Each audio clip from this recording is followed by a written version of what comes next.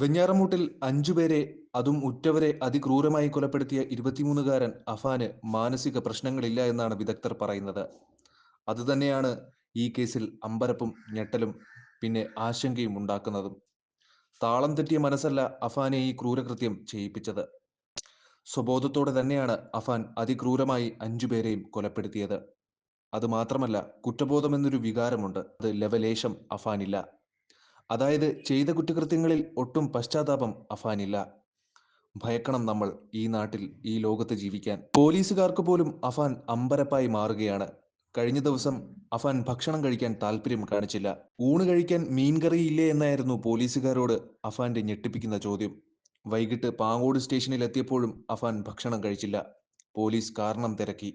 വൈകിട്ട് പൊറോട്ടയും ചിക്കനും മാത്രമാണ് കഴിക്കുന്നതെന്നും മറ്റു ഭക്ഷണങ്ങൾ കഴിക്കാൻ പറ്റില്ലെന്നും അഫാൻ പോലീസിനെ അറിയിച്ചു.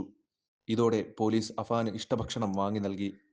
രാത്രിയിൽ സെല്ലിൽ കിടക്കാൻ പേപ്പറുകളാണ് നൽകിയത്. ഇതിൽ കഴിഞ്ഞ ദിവസത്തെ പത്രവും ഉണ്ടായിരുന്നു.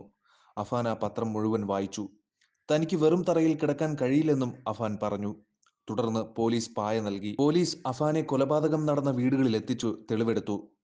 പാങ്ങോട് സൽമ ബീവിയുടെ വീട്ടിലും അഫാന്റെ വെഞ്ഞാറമൂട് പേരുമലയിലെ വീട്ടിലും എത്തിച്ചാണ് പോലീസ് തെളിവെടുപ്പ് നടത്തിയത്. സൽമ ബീവിയുടെ വീട്ടിലെത്തിച്ച് തെളിവെടുപ്പ് നടത്തുമ്പോൾ യാതൊരു ഭാവഭേദമോ കുറ്റബോധമോ ഇല്ലാതെയാണ് അഫാൻ പോലീസ് ഉദ്യോഗസ്ഥരോട് കാര്യങ്ങൾ വിശദീകരിച്ചത്.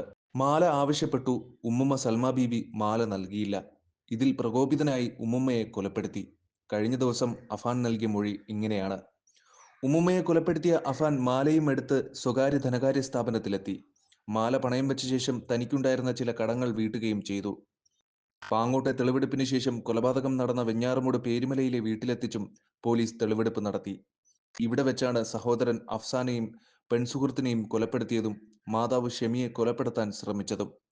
ഇവിടെയും അഫാൻ കൂളായിരുന്നു. ഭയത്തിന്റെയോ കുറ്റബോധത്തിന്റെയോ കണിക പോലും ഉണ്ടായിരുന്നില്ല. കുടുംബത്തിന് 70 ലക്ഷത്തിന്റെ കടബാധ്യത ഉണ്ടെന്ന അഫാന്റെ മൊഴി പോലീസ് സ്ഥിരീകരിച്ചിട്ടുണ്ട്. അഫാന്റെയും ഉമ്മ ഷെമിയുടെയും മൊബൈലിൽ നിന്നാണ് ഇത് സംബന്ധിച്ച വിവരങ്ങൾ പോലീസ് ശേഖരിച്ചത്. ഷെമി ചിട്ടി നടത്തിയിരുന്നു. ഇതും സാമ്പത്തിക ബാധ്യത ഉണ്ടാക്കി.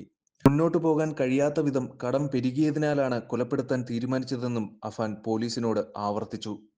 ദിവസവും പലിശ നൽകണമായിരുന്നു.